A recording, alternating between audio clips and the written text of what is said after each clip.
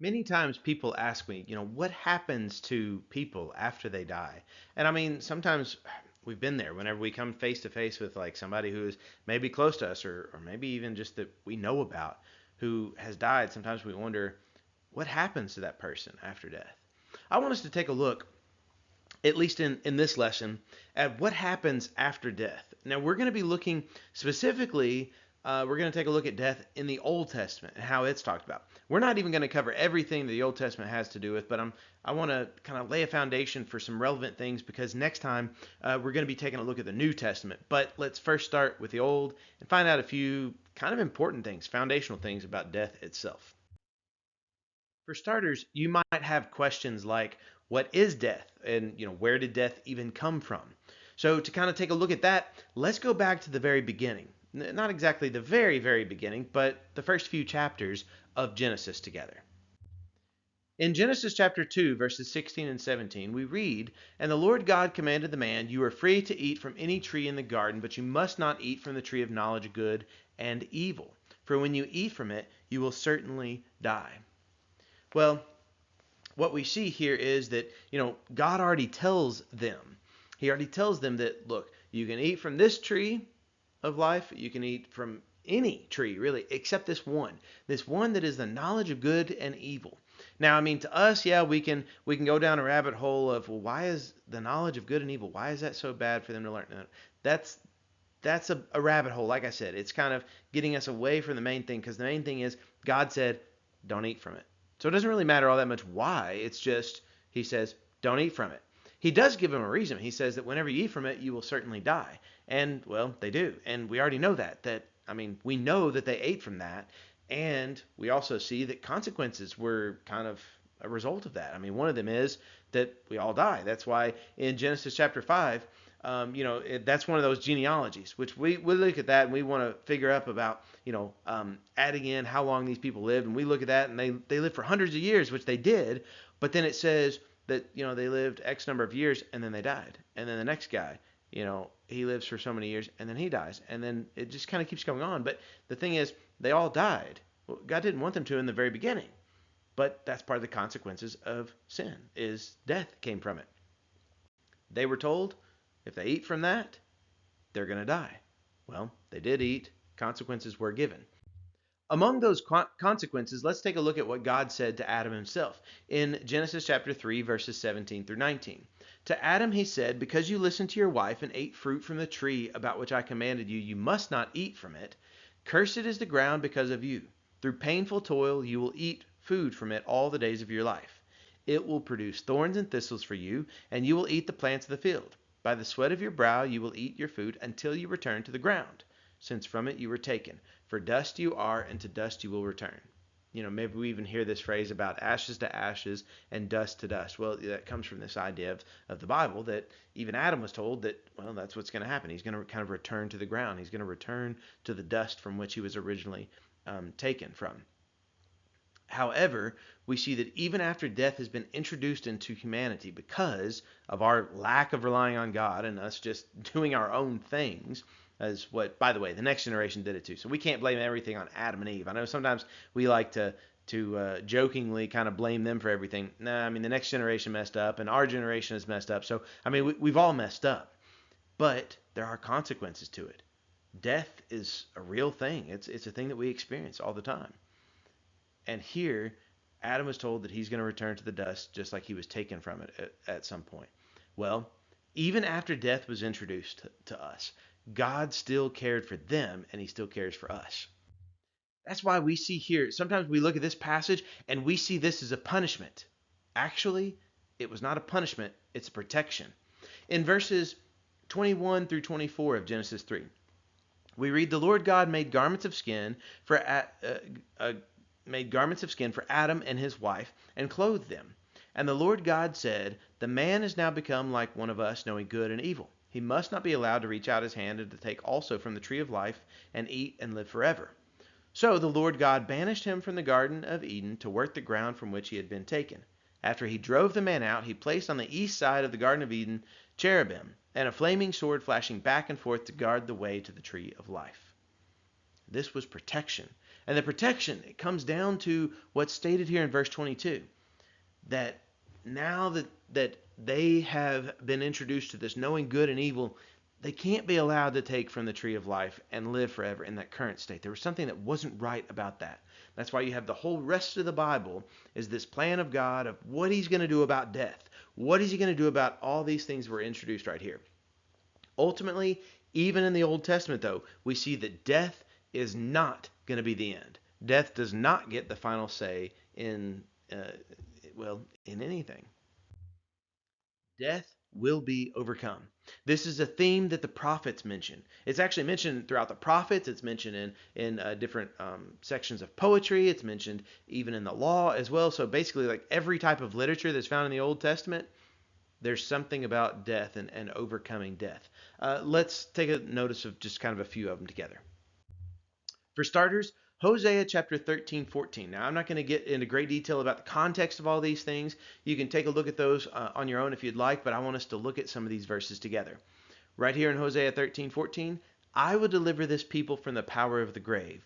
I will redeem them from death. Where, O death, are your plagues? Where, O grave, is your destruction? See, notice, if God says that he's going to deliver these people out of the power of the grave, well, that means death is not the final say. Death has been overcome, or death will be overcome at least. This is quoted in 1 Corinthians chapter 15. We looked at this even last week, if you remember, but this quotation is kind of how that chapter ends. And that whole chapter was all about resurrection and hope. And right here, even in the Old Testament prophets, they knew there was going to be deliverance. They knew there was going to be hope over the power of the grave. The grave does not win. Another one of the prophets, Isaiah chapter 25, verse 8. It says that he will swallow up death forever. The sovereign Lord will wipe away the tears from all faces. He will remove his people's disgrace from all the earth. The Lord has spoken.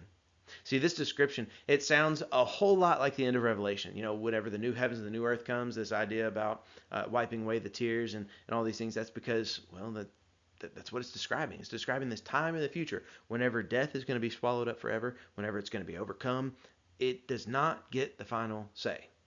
I guess I've already said that before, but yes, it's still true, and it's going to continue to be true. And sometimes we need to be reminded of that as well.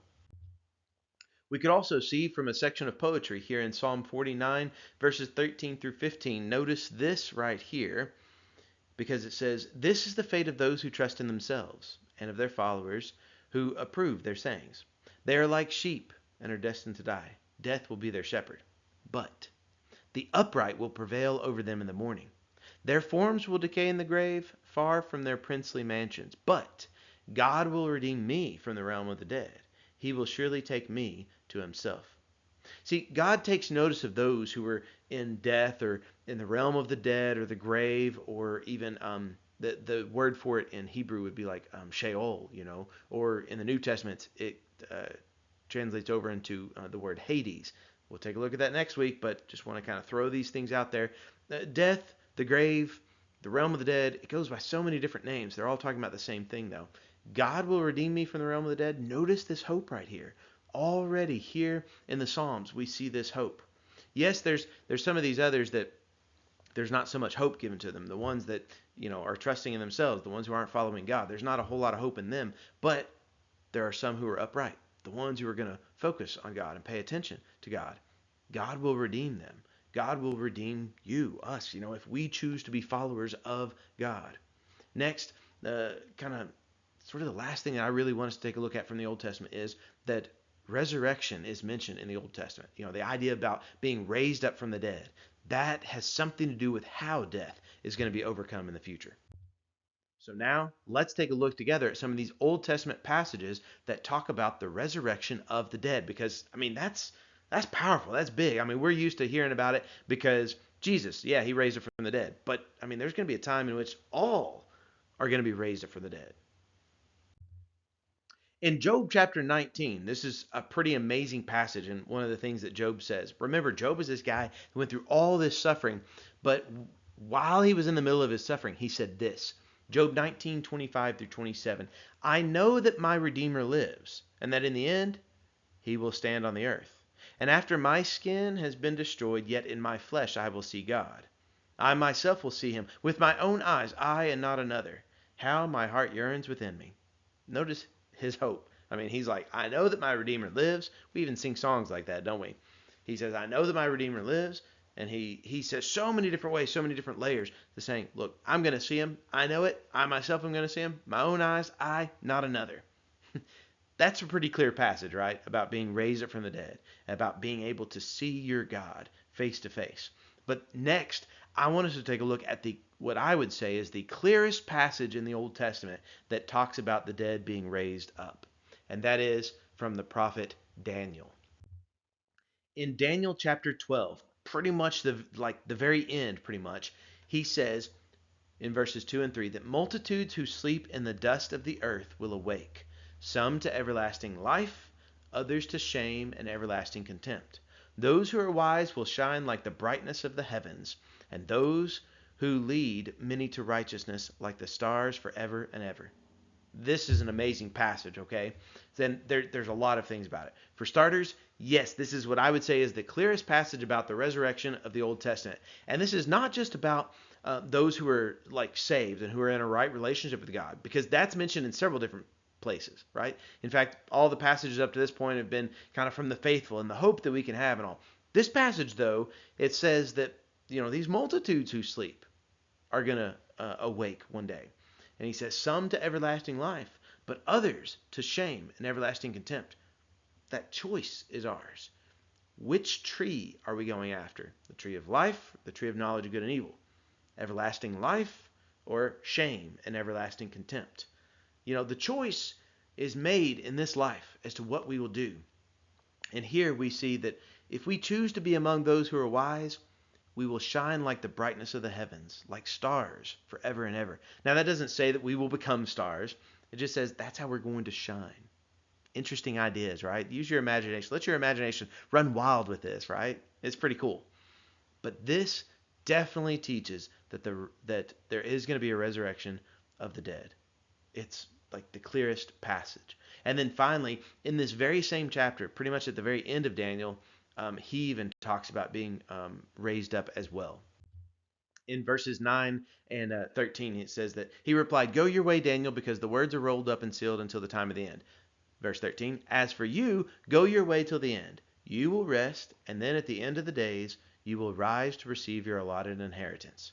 So pretty much the end of Daniel ends with this statement that about him and what's going to happen to him. That he's going to rest, yes, so that means he's going to die, but then at the end of the days, he's going to rise up. And he's going to receive an allotted inheritance. Interesting, right?